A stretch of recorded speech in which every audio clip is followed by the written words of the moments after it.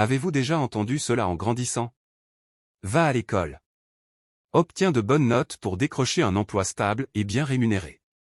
Je parie que 95% d'entre vous ont été élevés dans l'idée que c'est la voie vers le succès financier. Je sais que je l'étais. Et ce chemin pourrait être le plus adapté à certaines personnes. Mais certainement pas pour tout le monde.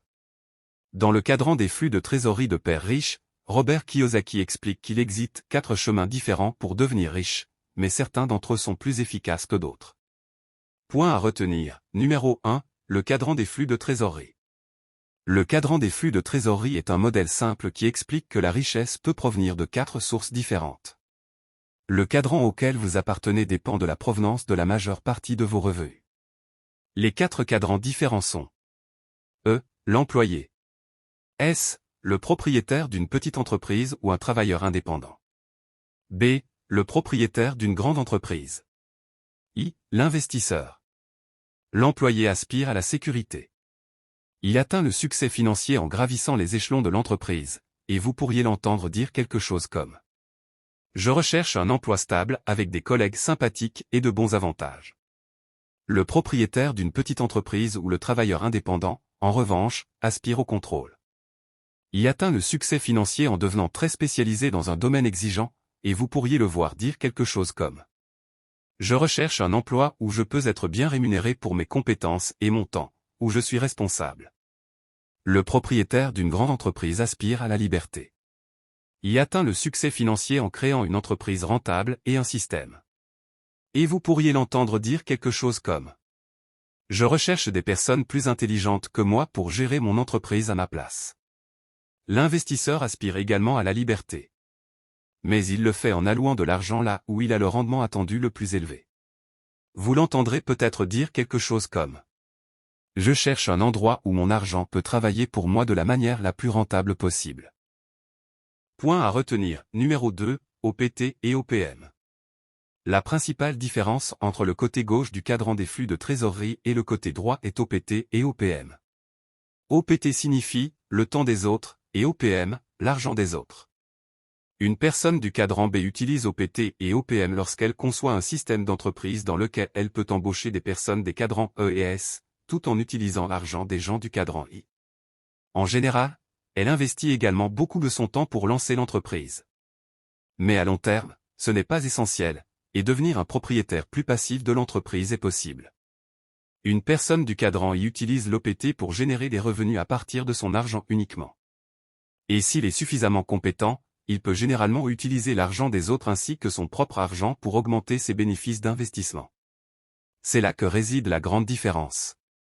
Les personnes des cadrans E et S n'utilisent jamais l'OPT ou l'OPM. Par conséquent, plus elles réussissent dans leur cadran, plus elles gagnent d'argent. Mais en même temps, leur charge de travail augmente. Point à retenir. Numéro 3, les avantages et les inconvénients des cadrans. E. L'employé. Avantages.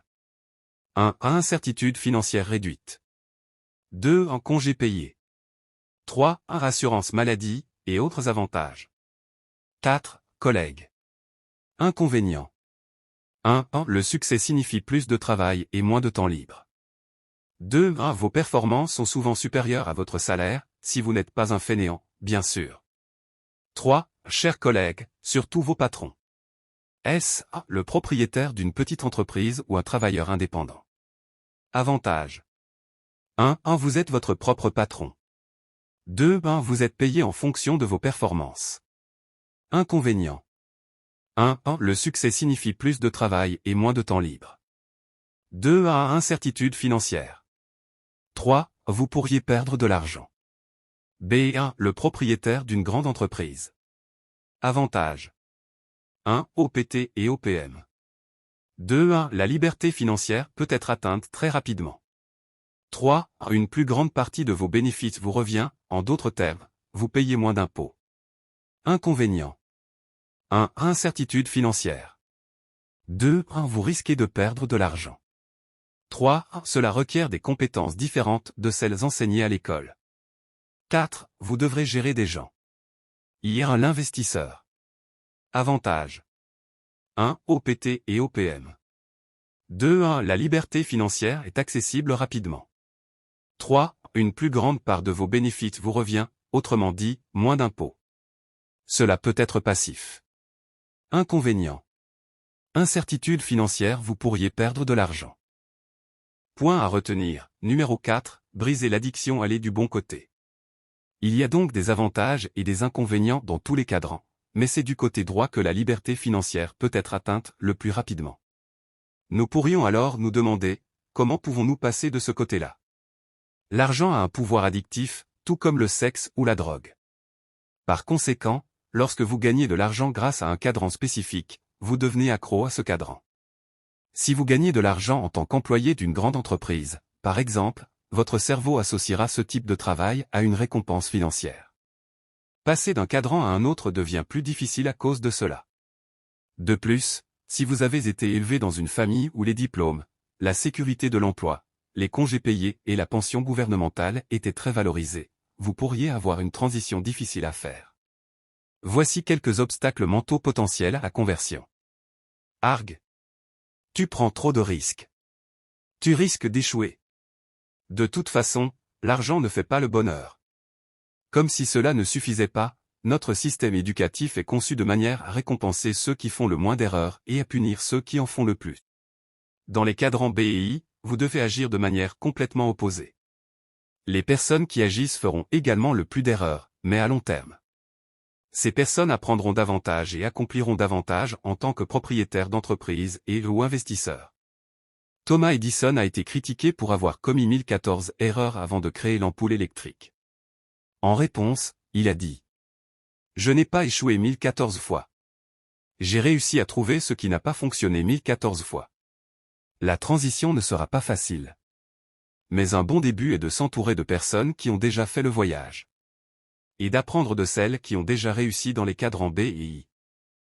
Point à retenir. Numéro 5. Les 5 niveaux d'investisseurs. Selon Robert Kiyosaki, il existe 5 niveaux d'investisseurs. En commençant par le bas, nous avons 1. Le niveau d'intelligence financière 0. À ce niveau, on retrouve des gens qui n'ont rien du tout à investir. Chaque mois, leurs dépenses sont plus élevées que leurs revenus, souvent parce qu'ils oublient de se payer en premier. Ce qui est pourtant la stratégie la plus fondamentale pour la création de richesse, enseignée dans le classique L'homme le plus riche de Babylone. 2. Le niveau, les épargnants sont des perdants. Placer l'argent durement gagné sous un matelas ou sur un compte bancaire à faible taux d'intérêt vous placera dans les 50% des personnes les plus riches financièrement. Mais cela ne signifie pas que c'est un plan de finances personnelles solide. Pourquoi? À cause de l'inflation. Entre 1980 et 2017, la valeur de la couronne suédoise a été réduite de 69%, par exemple. 3. Le niveau, je suis trop occupé. Beaucoup de gens sont tout simplement trop occupés par leur carrière, leur famille, leurs amis et leurs vacances pour consacrer du temps à l'investissement. Ils confient donc leur argent à quelqu'un d'autre. Le problème avec cette approche, c'est qu'une telle personne n'apprendra jamais à investir. 4. Le niveau, je suis un professionnel. C'est l'investisseur autonome. Il utilise son propre argent et prend ses propres décisions. Il s'instruit sur le sujet, mais n'a pas encore évolué jusqu'au dernier niveau. Comme vous regardez cette chaîne, je m'attends à ce que vous soyez déjà à ce niveau, ou plus haut, ou que vos intentions soient d'y arriver. 5. Le niveau capitaliste. Il s'agit d'un investisseur qui vient du cadran B et qui a appris à utiliser les concepts de ce cadran dans ses investissements. Par exemple, il n'investit pas seul. Il a des conseillers qui l'aident à recueillir des informations sur les marchés, et ce, en utilisant l'OPT. De plus, il utilise l'OPM ainsi que son propre argent. Il a également appris à utiliser les sociétés pour réduire les niveaux d'imposition de ses gains en capital. L'investisseur de niveau 5 est la personne qui atteindra la liberté financière en premier parmi tous les investisseurs. Quel est votre niveau d'investisseur? Voici le récapitulatif. Il existe 4 chemins différents vers le succès financier. Vous pouvez réussir en tant qu'employé, travailleur indépendant, propriétaire d'entreprise et/ou investisseur. Le côté droit du cadran des flux de trésorerie utilise l'OPT et l'OPM. Il y a des avantages et des inconvénients pour chacun des cadrans, et selon votre personnalité et vos objectifs de vie, l'un pourrait être plus adapté que les autres. Si vous souhaitez vous déplacer vers les cadrans B et I, vous devez apprendre à accepter les risques, à faire des erreurs et à vous entourer de personnes qui ont réalisé ce que vous souhaitez faire. Il existe 5 niveaux d'investisseurs, et les plus grands profits reviennent à l'investisseur de niveau 5. Qui a appris à mettre en œuvre des concepts commerciaux dans son approche d'investissement. Merci à tous d'avoir regardé. À la prochaine.